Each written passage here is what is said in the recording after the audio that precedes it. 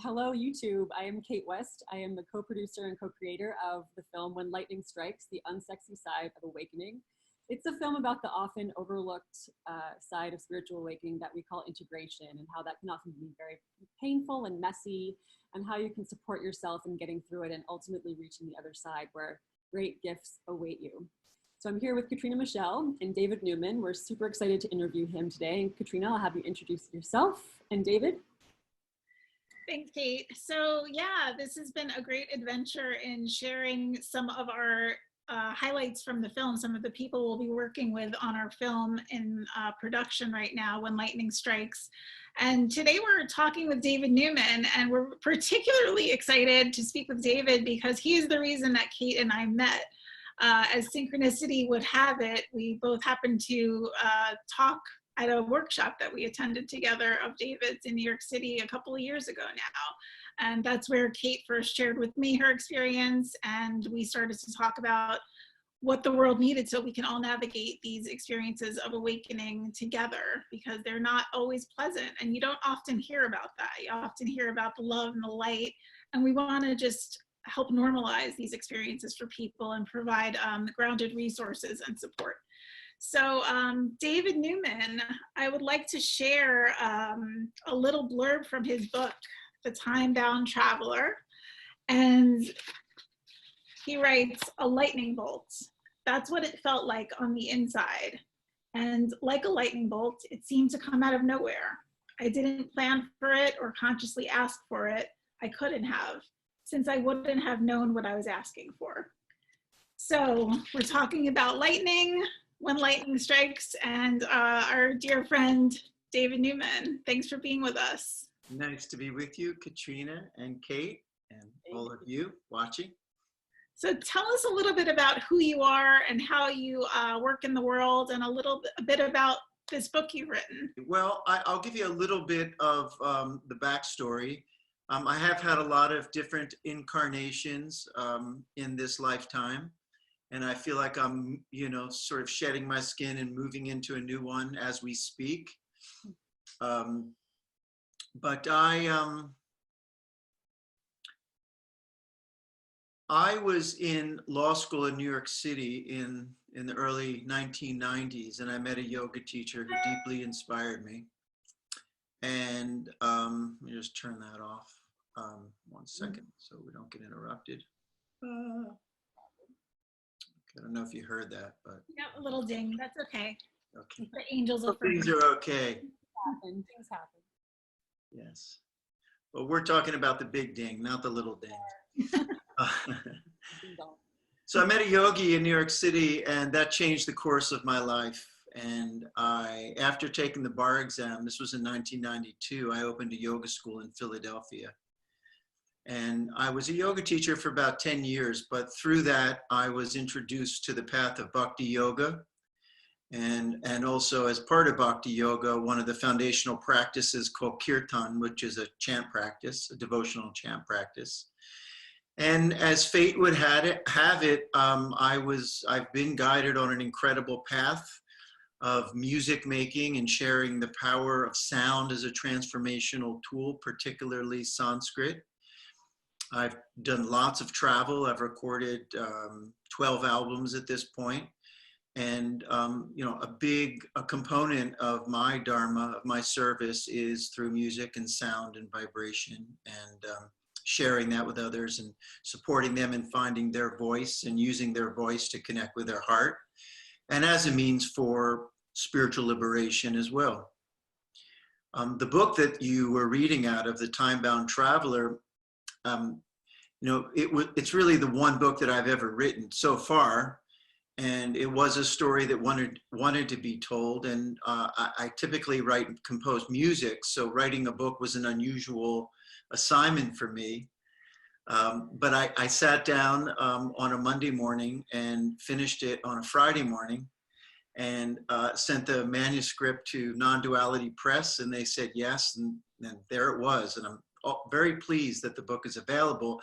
It does chronicle for me a 3-year dark night of the soul that I felt moved to share with others. And because I am sort of by origination in terms of my practice being devotional, singing to the beloved, which is a distinctively dualistic path, I didn't seek out non-duality or Advaita. It ultimately sought me out, and it came with a banger, as I wrote in the book, as a lightning bolt, and took me on a 3-year, very unexpected journey, of which I was completely unaware and thrust into new terrain, some of which was disorienting, some of which was terrifying, but it ultimately led to a resolution. And also through the process, I was guided to people who were incredible guides for me in the unknown, and helped me to process and integrate the transformation that had been instigated in a moment. Yeah.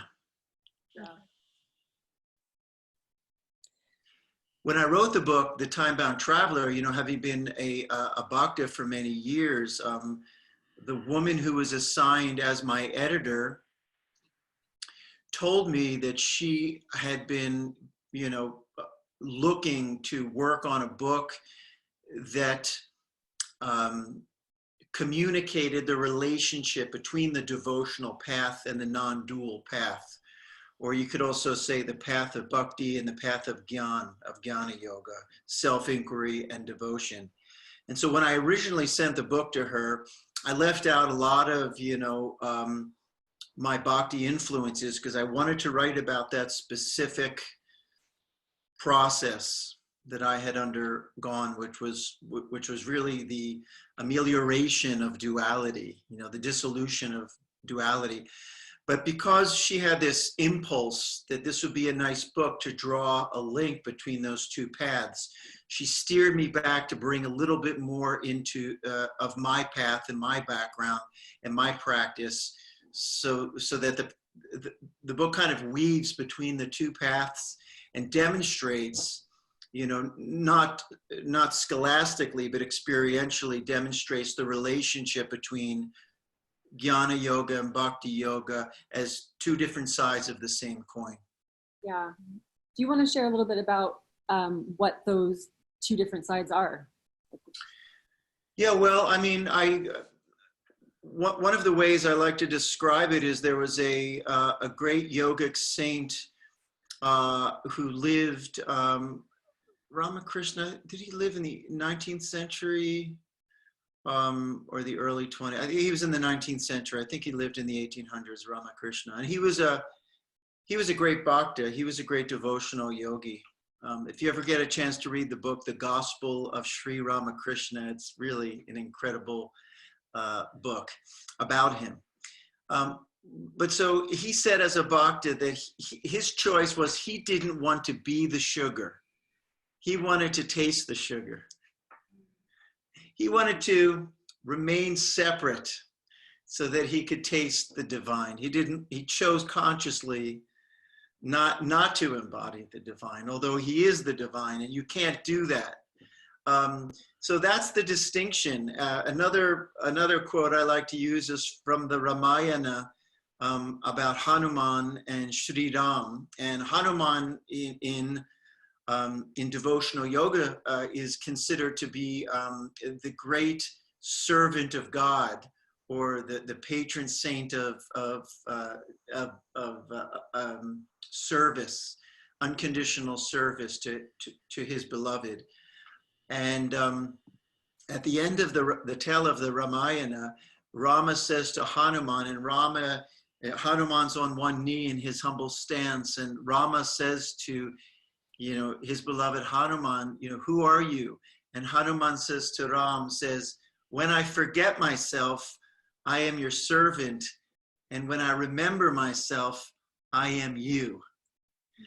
And that's the distinction between the two paths. And there is two ways to practice bhakti. One is in the unknowing of one's true nature, and sort of looking for it in the other.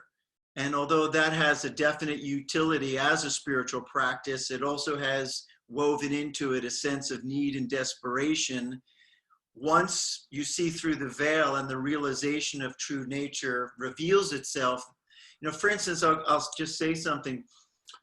So after I had my awakening, my transformation, I didn't really know if I ever wanted to be I didn't know if I wanted to continue to be a devotional singer and chant and sing Kirtan, because who am I chanting to? What's the point? There is no other. So I just sat with that, and then over time, the realization dawned upon me that me as an individual is devotional by nature. And so the desire to chant came back, but without that need or desperation to somehow find it in the other, but rather as a celebration that I can choose to maintain this duality for the sake of enjoying the texture of the dream and of the distinction between you and me. And that really, for me, is the essence of bhakti. Ultimately, is to maintain that, the illusion of duality, to, what would the word be? I don't know if it would be to experience, but to celebrate the texture of that of that separation, although it's not really there. So it's kind of like playing joyfully within the dream, is one of the ways that I would say. Nice, yes. And with the full notion that at some, you know, I don't have to maintain that separation, but like Ramakrishna chose to taste the sugar, I continue to enjoy the taste of all of it. Yeah. The savory too, by the way, not just the bitter and the sour and the pungent. Right. Yeah. All experiences. All of it, yeah.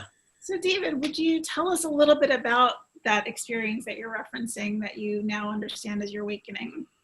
Because we know it's really different for everyone, but yours I think is particularly interesting. Well, I would describe mine as the beginning, you know, speaking linearly in time about it, a beginning point, a 3-year in between, and an end point. Okay. Here's the goalpost. Here's the starting line. The starting line began one evening, just a normal day, normal night. I even remember that I went to a concert that night. I came back after the concert. It's amazing that I remember the details of the entire evening. I remember I had a little snack. I actually remember what I ate. I went to bed, and in the middle of the night, something woke me. And I got up out of bed and I walked actually into the bathroom. And I remember walking up to the bathroom window, which was where I was standing. And suddenly there was reality. There was everything there. There was a bathroom. There was a window. There were colors. There was everything that was always there, except the one perceiving it in the middle was completely obliterated. So there was no individualistic point of perception. The strange thing about it was that, sure, in kirtans, for instance, when I'm chanting and people are chanting with me, and there's a dissolution and the mind chatter stops, there's this kind of joyful merging that takes place. That's a form of the individual perceiver dissolving. That's a form of it. When I sit in meditation, or had sat, you know, my parents took me to be initiated in a TM, transcendental meditation. I was like 12 years old, I started meditating. And many meditation experiences where I would go into that space and there would be a sense of dissolution, and then I would come back, and then I would, you know, maybe be a little more peaceful, a little calmer, a little more centered. But, you know, that sense of seeing would sort of contract back to this, you know. But this was different, and it was something that I had never experienced, and it had a quality to it that was existentially terrifying. To this day, I can't even describe why that is, as somebody on a spiritual path who had tapped into that dissolution. I can't say what the nature of that dissolution was, but I can sort of speculate that in that moment, something was pierced, and I looked into the void and saw the fundamental illusory nature of distinct objects as separate from each other, and perceiving them from the perspective of a someone, being me. So rather than just kind of just a moment's repose, it was just an obliteration. And although, yes, I sprung back into my Davidness, there was something about the intensity of that obliteration, that's why I called it a lightning bolt, that just like a domino effect, triggered, catalyzed this, people talk about an awakening process, but for me, a more descriptive term would be an unraveling process. So that moment just triggered this unraveling that lasted for about 3 years. And it wasn't an easy 3 years, tell you that. Yeah. I mean, not 24/7, but especially in the beginning. I mean, the first few weeks, I had to go back on tour like a week later. And I really was a mess. I was like walking around in some weird reality, almost felt like kind of like a just surrealistic, almost a nightmare. I just didn't even feel like I existed in any sense.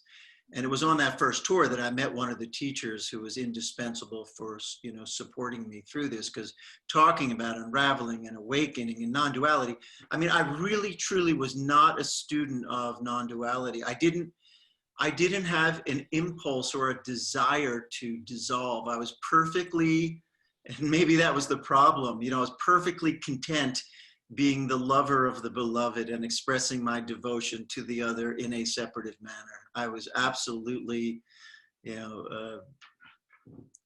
comfortable with that. And there you have it.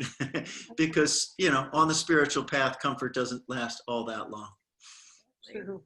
And we're not in control of it, right? And you're not in control of it. And, post-awakening, comfort doesn't last. You gain a certain kind of comfort, but there's still, I mean, one of the things that I've reflected about, and I don't really want to jump forward now because we're sort of in the midst of this, and I don't want to digress. Yeah. But that post-awakening has been the thing over the last few years that I've been exploring to find the words for, because I'm about to describe what happened at the end of that 3-year period, which is an ending of a cycle, but it opens you up to the beginning of something new. And I struggle to communicate what that is, but I continue to have some ideas and ways to share about that. But in any event, going back, so I went into a very difficult period that lasted 3 years, which was colored by just a tremendous desire. Because what happened was, so that moment that catalyzed the unraveling somehow dredged up every fear inside of me, from very intimate personal fears to primordial fears, like, just the ultimate fear of death, and a fear of non-existence, and all paranoid feelings. I mean, you name it, every kind of negative emotional response, maybe you could look at it as like a bad trip, but there was no psychedelics involved, like everything came up in the beginning.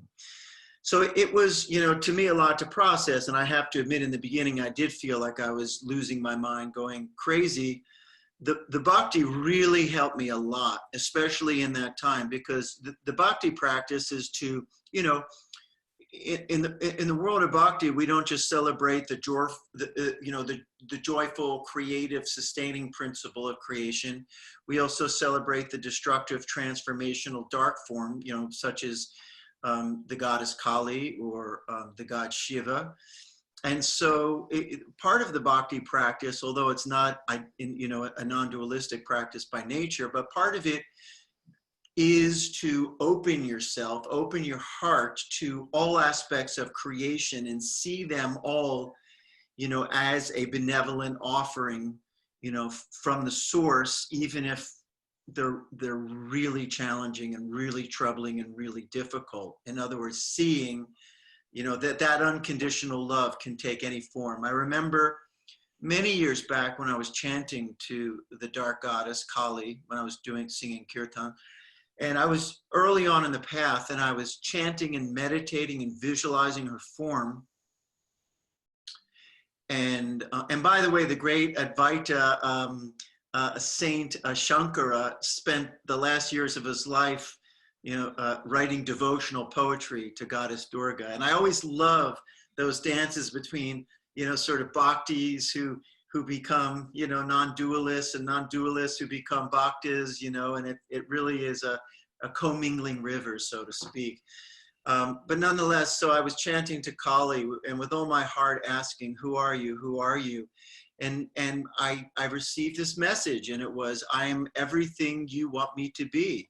And I remember at the time being elated to receive that message. And then a moment later I heard, and I'm everything you don't want me to be. Oh. So this particular process was the form of Kali of everything I don't want her to be, Oh. Yeah. Yeah, and so Bhakti really helped me through those challenges and through those moments where I thought like I was really, because at certain moments I thought, wow, I've been on the path, for however many years, 20 years or so, and it's all leading to just insanity, and I was debilitated by that. Yeah. So my bhakti practice enabled me to just say, okay, no, to say yes to this as well, to embrace it as part of the unfolding of my path, as opposed to here's my path and here's this crazy thing on the side that's sort of blindsiding me. It's not of the light, it's not of the spirit, it's not part of, the holistic nature of my journey. And so the bhakti enabled me, instead of doing this, to do this, to say, okay, let me open up to this. And that's what enabled me to find my way in the process, was my sense of surrender and acceptance, and the sort of fire that came with, I am in really unknown, really uncharted, really dangerous, terrifying territory. And that opened up a fire in me to want to know, what is this? What's going on? I need to resolve this. I need to understand this. The individual comes in and goes, I need to fix this. But over time, I realized that I just had to let go. And that was the ultimate revelation, was in the letting go. But it was like when the letting go took place 3 years later, it wasn't as if I just progressively kept getting more at ease with letting go, and just, the desire to know this was dwindling until it all fell away. And then it was like, oh, that wasn't at all what happened for me. What happened was, 3 years later, I was still at this level in terms of, I gotta know this. I gotta let go of this. I have to awaken. I can't live this way. I know this isn't who I am. I know separation doesn't exist. I know there's no David. I was like still in the throes and the intensity of this inquiry, and then bam, it was just taken in a split moment, in the midst of all that. So it didn't feel linear at all. Like I just progressively, relinquished my attachment, to the end point, and it was just that magical moment. And I've been with people that have had that magical moment, and why that moment happens then for that person in that way, in that context, in that setting, It's such a grand, grand mystery. And sometimes when I'm supporting somebody in it, I'm like shaking them, like, come on, like, you don't, you know, and they still just hold on tighter. So it's a mystery as to when that first teacher I met, his name is Bart Marshall. And I used to love how he described awakening, because I think awakening it's just a funny word right now, because the word awakening, it's used in spiritual circles, it's used in social circles, it's used in political circles. And it just carries so much, you know, diversity of meaning that, you know, I still use it, but I try to do my best to shy away from it. But I like what Bart Marshall said. He would say, something happened. I think it's so simple. It's like, something happened. And then everything was one way, and then, you know, it's completely changed. Like lightning. Just like lightning. But for me, interestingly enough, that the initial point was like lightning. Yeah. You know, the final, you know, the final letting go was really a no thing. It was not a lightning bolt. It was as simple as, I was married at the time. I was with Mira, who's the mother of my daughter, Tulsi. I was with Mira and her mother, Ronnie. And this was in 2010. This was a year before our daughter was born. Me, Mira, and her mother, Ronnie, went out to lunch in a little part of Philadelphia called Chestnut Hill. Afterwards, we were just walking down the main strip. It's like a street with, you know, restaurants and stores. I was just walking along, and then all of a sudden it just dawned on me. Yeah. It just dawned on me that everything that I've ever been looking for is here in this right now. And I often, the metaphor that came to me either then or soon thereafter, I don't remember, is like being checkmated. You know, it's like I look forward, there's nowhere to go. I don't see any distinction or separation, or I don't see that the future and the past is any different from this. And then I look to my left, oh, same thing. I look to my right, same thing. I look behind me, same thing, up, down. It was like all of a sudden there was no out. Just, there it was. And it really was a kind of an angelic epiphany, but I wouldn't use the word angelic, because I did have during those 3 years kind of some angelic experiences, but they were immediately countered by really dark experiences. So those angelic experiences were wonderful, but they were still dualistic. Mm-hmm. What I'm describing now was really not an experience. It wasn't in anything except a recognition of everything that was there prior, pointing to the reality of separation was no longer. It was like the whole platform was just, you know, dissolved. And so it was just this. And it was very simple, but it was infinitely relieving. Yeah. Yeah.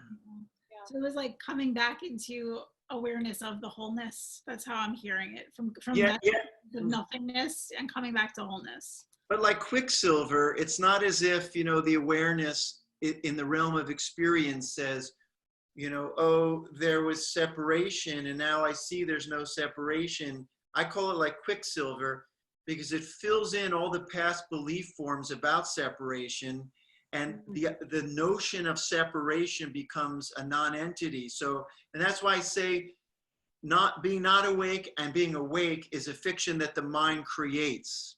Yeah. You know, to engage in a process because that's what you do as an embodied being. But when you wake up, you don't really wake up because the realization is you never were not awake. So there really is no such thing as awakening.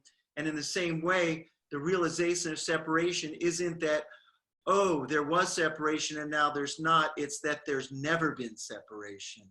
Mm. And so it's a different kind of, a different kind of, what's the word? I don't even know what the word is, but it's different than an experience, which is dualistic. Right. Right. Fascinating. And the seeker's mind is looking for an experience. Mm-hmm. Right. Yeah, that's the challenge. It's like a whole different operating system. I think it's so interesting that you were following along the path of bhakti, like completely absorbed in it, and that is such a beautiful spiritual path that I relate to so much, and that I feel like there's almost a grieving process when you touch into a non-duality, that you still can have the experience of the beloved, but there's like almost a grieving process, because that's just so joyful, and so it's such a lovely path. I don't know, did you have that experience of grief or like disorientation?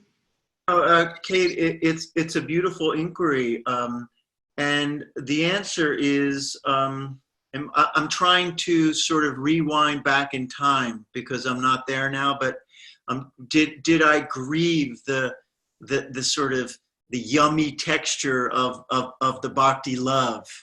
Yeah. And the answer is no. As a matter of fact, the bhakti love got amplified and enhanced by the transformation. I was just concerned about, not concerned, but I was just wondering, whether as a Kirtan singer, I would have the impulse to continue to, be out there and do my work, so to speak, in the world.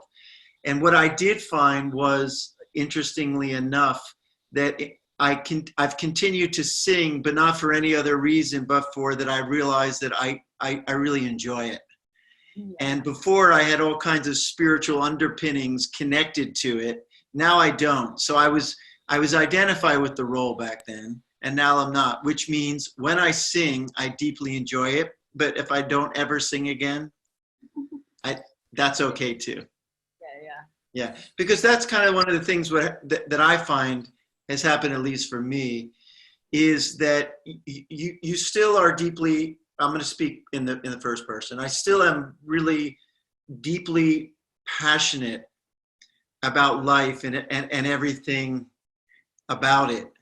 But I don't have those same attachments, but even less so than attachments, I would say I'm not enslaved by the bonding of those identities. So the identities come, and what we're going through right now, I think is an amazing opportunity, when we see something, because we've all been hit by a different kind of lightning bolt. Yeah. And so many people are having just to let go of identities, that just a month ago we were holding, and now they're completely gone. Right. So it's sort of something like that. So awakening does make you, one of those other teachers was Paul Hederman for me. And whereas Bart Marshall described it as something happens, Paul describes it as traveling lighter. And so that is definitely one of the symptoms of the change, is that you travel lighter. So something comes along, there's an experience connected to it, and then it comes in, and then it's all transient, it's fleeting, and so you travel lighter because your grip is less tight. Right. Because you realize that anything in the field of awareness, as that you can say, I'm a singer, or I'm a man, or whatever it is, or I'm happy, or I'm sad, it is going to change a moment later. And so, but one of the nice aspects of this is that you don't impose your will to say, I'm not going to be attached to this. It just happens organically, which is a great relief. Yeah. There's like 800 other questions we could ask you. Well, so just to sum up what I heard you say earlier, and perhaps clarify that, for people who are going through these experiences of awakening, of non-dual awareness, of energetic opening, however they might be experiencing it in their world, I wonder, I heard you say the practice really helped you, the bhakti practice. It sounds like you had help from mentors, from spiritual teachers you met along the way. I'm wondering if there's anything else you would add to that in terms of giving people something to hold on to as they go through this process they're very much not in control of. Sure. Well, I was watching a YouTube video about conspiracy theories and why so many people gravitate. I don't love the word conspiracy theories. I like alternate theories. Okay. And I'm all for investigating alternate theories, you know, and I think it's a good thing. By the same token, the topic was that people gravitate toward not alternative or conspiracy theories, but locking onto a particular theory, even if they don't have sort of data or proof about it, is because living in like a time of COVID, everybody feels profoundly out of control. And living in the unknown. So if you find a theory that you can say, well, I blame it on this or I blame it on that person, then it makes you feel more in control. Mm-hmm. And so that's, you know, one of same thing when you're going through an awakening transformation, you feel absolutely out of control. And so it's very important to become more acquainted with that, with the unknown, as opposed to trying to overlay something. Because what happens is two things happen. There's the internal impulse, which is a spiritual primordial impulse to realize one's true nature. And then there's the individual trying to gain some sort of, what's the word I would say, some sort of guarantee or some sort of stability or some sort of explanation or some sort of comfort, you know. And I think that's the big danger, is not to get your comfort by creating an artificial belief structure on top of things in order to feel safe. Because the more artificial structures included in which spiritual belief systems, just adds more layers and creates more suffering. Fascinating. Yeah. So for me, it was learning. One of the things that I was feeling during those 3 years is almost like I felt this presence that was always with me, and it felt like the presence of death.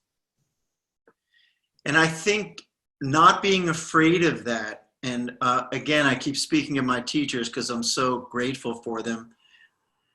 Bruce Rubin was one of my great guides during this. He's one of my favorite people on the planet. Wrote the film Ghost and Jacob's Ladder, and he's just an extraordinary human being and has been a great friend to me. He used to have these visitations where this really dark force would wake him up in the middle of the night, and he would just, you know, and then he eventually was able to just relax into that fear and that darkness, and said, okay, you know, what are you? What are you? And he invited whatever that was, whether it was coming externally or from within his subconscious or archetypal, however you want to characterize it. Who are you? What are you? And why are you here? What is there for me to learn here? So for me, that was the big piece, was not to be afraid and not to overlay too many cerebral or belief systems that the consciousness of the spiritual seeker tries to draw in to feel more at ease with the process. You have to remain in a state of discomfort in order to get through it. But certainly that doesn't mean that you can't. For me, what I would say is there is a distinction here between calling in belief systems and taking them in as a means. And there's a difference between just taking care of your nervous system. Mm-hmm. And so for me, I would recommend utilizing practices, not to crowd your psyche, but just to keep your nervous system in balance. So whether that's meditation or yoga or affirmations or chanting or long baths, you know, doing circular breathing, pranayama, walks, I mean, whatever it is, just ways to keep your nervous system balanced, because this process does put a big strain on your nervous system. And so sort of distilling spirituality as a means for that, as opposed to satiating your mind with a certain kind of belief satisfaction that, in my opinion, has the potential to distract you from the ultimate goal. Yeah, that makes a lot of sense.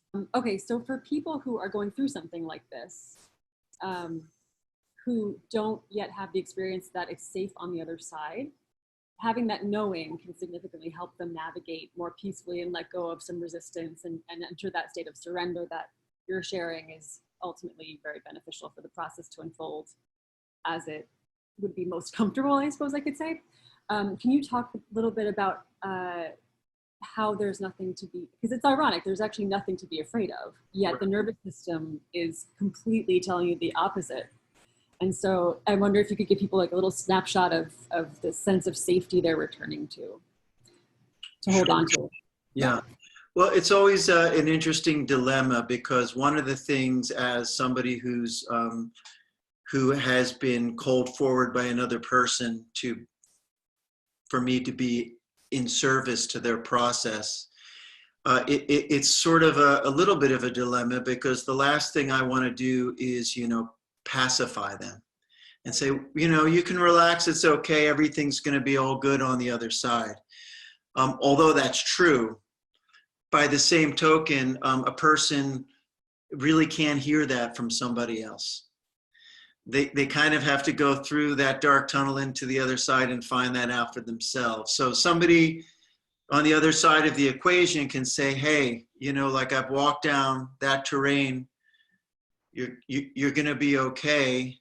But that doesn't mean that you can just jump from point A to point Z. You're going to have to go through your own demons and your own battle and your own fears and your own attachments and your own identifications and things of that nature. But if they can, and I think, more than words, if somebody can see somebody who's been through that, and they can kinesthetically and energetically go, that person seems to be doing okay.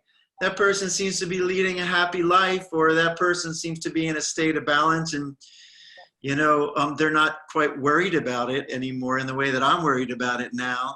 So I think it's sort of serving as a kind of a role model, by the same token, shining that light and saying, hey, look at this.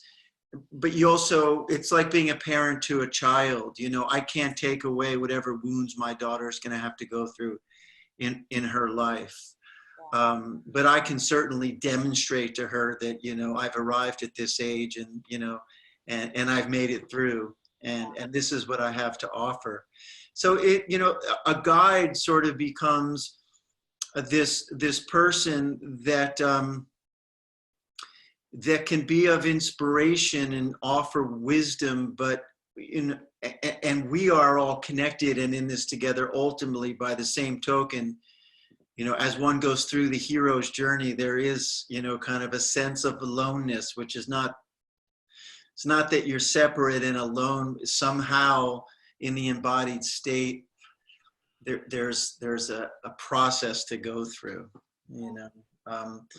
There was something else I wanted to say, sort of hearkening back a little bit to Katrina's question about what people can do during this process. Bart Marshall gave me, again, what I was just speaking about, a guide who gives, little pearls of wisdom that kind of, just kind of do that for me. And a couple of them, one of them, he said, was, his words were, you have to want this more than anything else. You have to want it more than anything else. And so I think by the nature of what I went through, I couldn't help but want it more than anything else, because I had been so rearranged, and the old structure had been, was ash. So there really was no other place for me to go. And I'm very grateful to Spirit for pressurizing me in that way. And I think most people who end up, going through this have a similar kind of impulse from within in the same way. So that's what I would say is just, keep getting all your vectors in the same direction.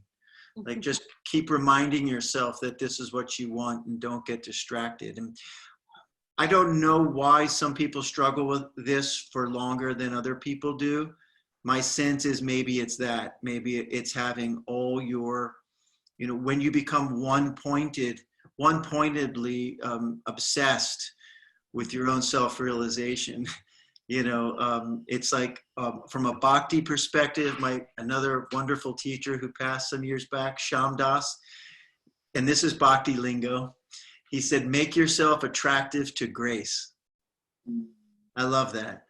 Make yourself attractive to grace to the point where it just can't not happen. It just can't not happen. I love it. That's really helpful, David. Beautiful. Oh, good. I remember at the end of my line, I said to Bart Marshall, I said, Bart, I am just so beside myself. I'm frustrated. I'm agitated. I'm disappointed. I'm discouraged because I can't seem to drop the intensity with which I want this. But I know that the more I want it, the less I have it. And I'll never forget what he said to me. It was so beautiful. He says, you can't help but want it. So my point is that in my case, and I kind of want to drive this point home, I guess, because it's coming through, is don't think that you're going to sort of eventually, that surrender is, at least for me, I can't speak to anybody else's individual process, that surrender is a progressive process. As a matter of fact, for me, I had to be in the throes of non-surrender in order for surrender to happen. I was talking to a friend of mine about the jnana path and the bhakti path, because there's these intellectuals online that I find really interesting. I don't necessarily align with all their basic conclusions, but I love the way they think and the way they communicate. People like, have you ever heard of this guy, Jordan Peterson? Yeah. Interesting guy. But there's a whole host of them, like Eric Weinstein, and these really very intelligent, cerebral people who are rational and logical and communicate in extremely, high levels of speaking and putting thoughts together. I consider them jnana yogis.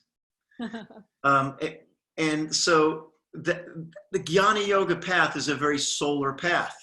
It's a more masculine path. It's like, I'm going to investigate this with so much intensity. And so I read a great spiritual teacher in Robert Svoboda's book, Agora One, his guru Vimalananda, said jnana yoga is the solar path where you investigate and inquire with so much fire that you eventually just burn yourself out into liberation. It's like you incinerate, the one that is inquiring. Yeah. In the bhakti path, it's a lunar path. It's a feminine path. So rather than going through self-inquiry, you go through the heart, and rather than incinerating your separative self, bhakti being a lunar path leads to lunacy. So there's so much expansion that the mind just, you just sing and dance, barefoot in the rain all day. And so for me, it was like bhakti, bhakti, bhakti, and then jnana, then advaita. For Bart Marshall, it was advaita, heady, cerebral, self-inquiry, jnana yoga. And then his final epiphany revelation was just pure unconditional love. So, his last 5 yards of the journey was bhakti. Mine was jnana. And everybody has a different interweaving. And this is obviously a sort of a simplification of it, but perhaps there's something to take from it. It's amazing how the path really does you. you're not in control, you know. Like, Exactly. start out on one and end up on the other. It's going to have its way with you. And that's one of the things you learn upon that, you know, when you cross over that line in the sand, is that it's not that you were in control and now you're not in control. It's we've never been in. There's only the overlay of an idea, you know, that we've been in control, you know. And for me, that was the essence of the awakening, was false ideas. You know, for me, it was, you know, I said that the awakening, I wrote in the book, let's see if I remember, the mechanism that maintains the idea of separation.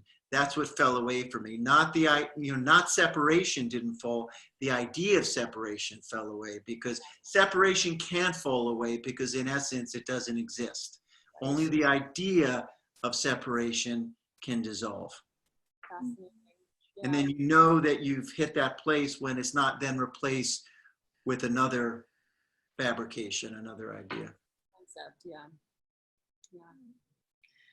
Well, that's great. So we're at about the hour mark. Yeah, I know there's so much we can say here, but I'm wondering. When you're having satsang. Yes, for sure. So I'm wondering, you mentioned that you see your path is shifting now, perhaps because of this pandemic, and I'm wondering if you want to share a little bit about that and tell everyone what's next for you.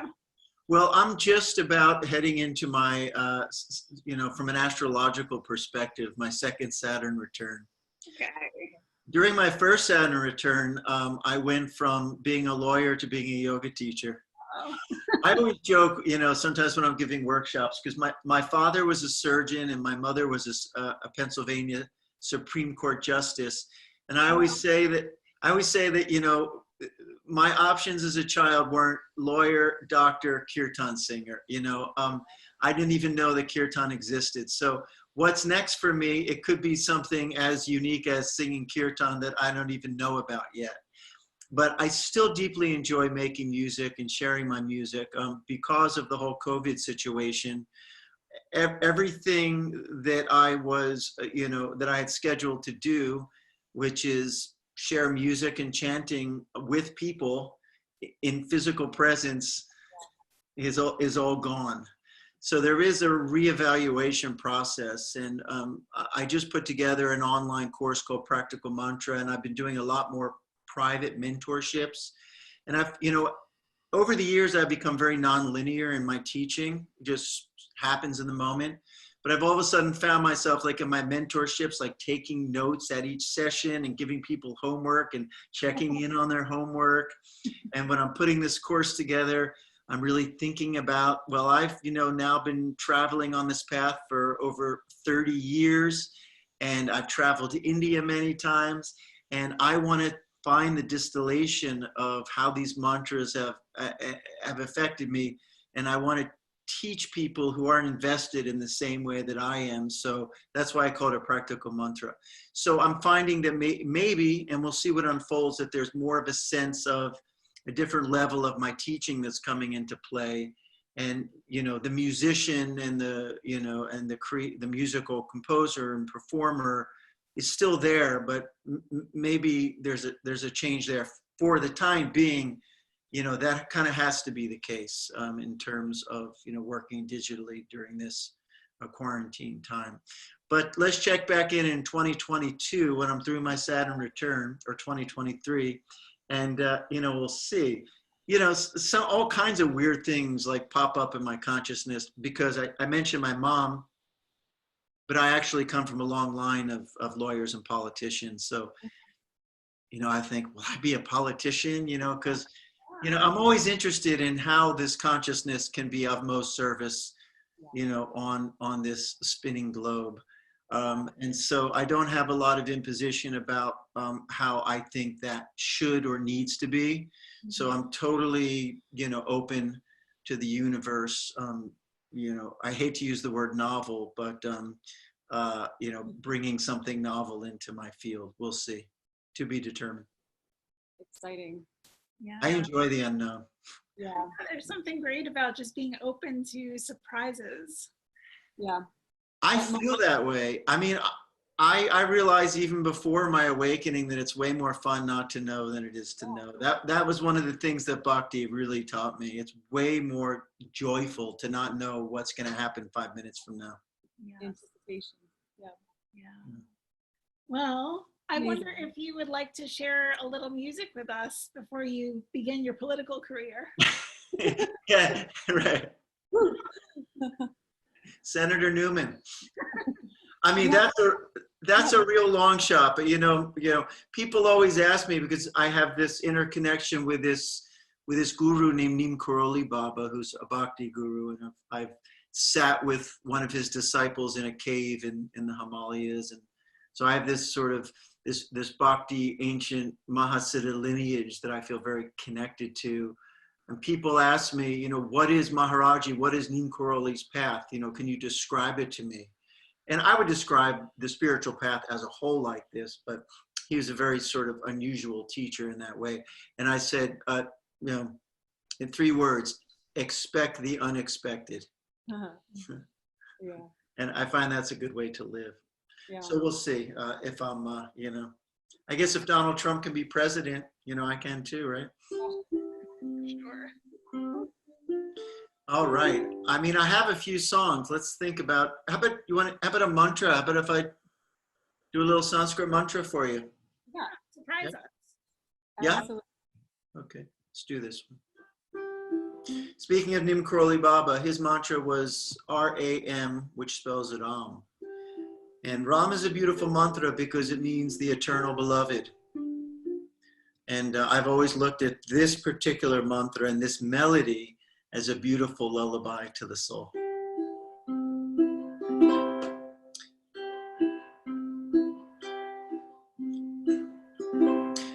Shri Ram, Jai Ram,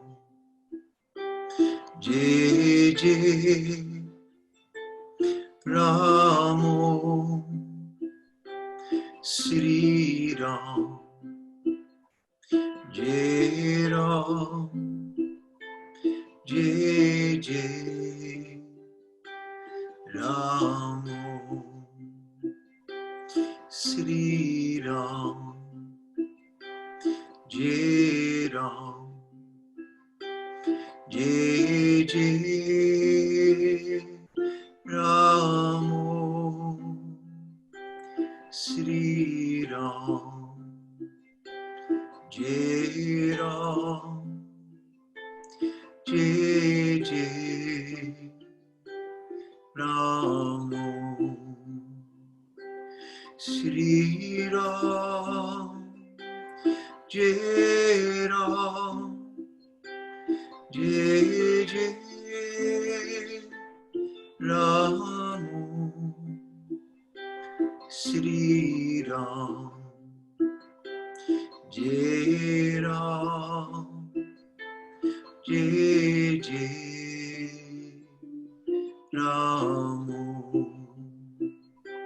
Shri Ram, Jai Ram, Jai Jai Ramo, Shri Ram, Jai Ram, Jai Jai Ramo. Tami Amata Japita Twamiva Twamiva Bandhu Jasaka Twamiva Twamiva Vidya Dravina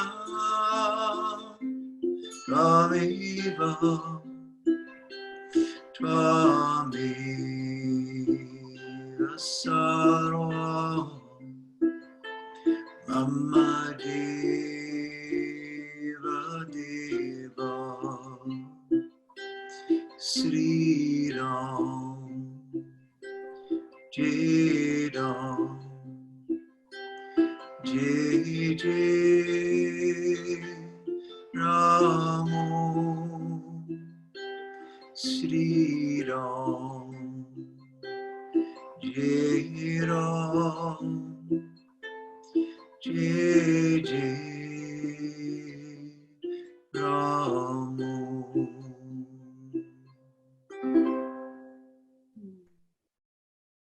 Yay. Thank you so much. Another thing, people, as they're going through the dark night of the soul, buy a ukulele. I consider this the sound of joy. Absolutely. Fantastic. Well, we have to get together in person and chant and carry on the conversation. I would love that. It'll happen. Not sure when. It is. We will resume filming as soon as we can. That would be great. Thanks for having me here. And as always, it's great to see you both. Yeah, thanks, David. So tell people where they can find more about you and your mentorship and your music. Oh, thanks for asking. Yeah, so davidnewmanmusic.com. There's a few of us David Newmans on the web, all three of us musicians. One's a soundtrack composer, another is a jazz musician, and there's me. You'll recognize me, although I used to have longer hair, but you can just go to davidnewmanmusic.com. My mentorship program you can link to on the homepage, as well as the new online practical mantra course is also on the homepage. And I guess the spiel about the three different David Newmans would be more applicable if you want to listen to my music on Apple Music or Spotify or whatever. Just make sure it's this David Newman. If you want to hear chanting and mantra. Yes, memorize the face. Yeah, yes. Snapshot. You have a little bit of a Robert Downey Jr. thing happening these days. With the interestingly enough, people have told me that, but I haven't heard that since when I had short hair like 20 years ago. So you're the first person now that my hair's short that has brought that back up. He looks like you, that's the way. Yeah, right, yes, right. There's only one Robert, yeah, or whoever. Right. Oh my gosh. Well, David, when we're ready to do our soundtrack, we hope that you'll contribute to something. I would so love that. That would be super exciting. Yeah. I wrote a musical called American Siddhartha, which hasn't been produced yet, but I love composing things for specific situations. But also for this, I already have a lot of pre-existing material that could align well. All right, excellent. Yeah. Well, we are so grateful for the time with you and for sharing your story and your truth and your wisdom and your music. So thank you, and I can't wait to do this again in person. Absolutely. And we'll have lightning strike again. Exactly. Lots of love to you both. All right, thanks, David. Yes.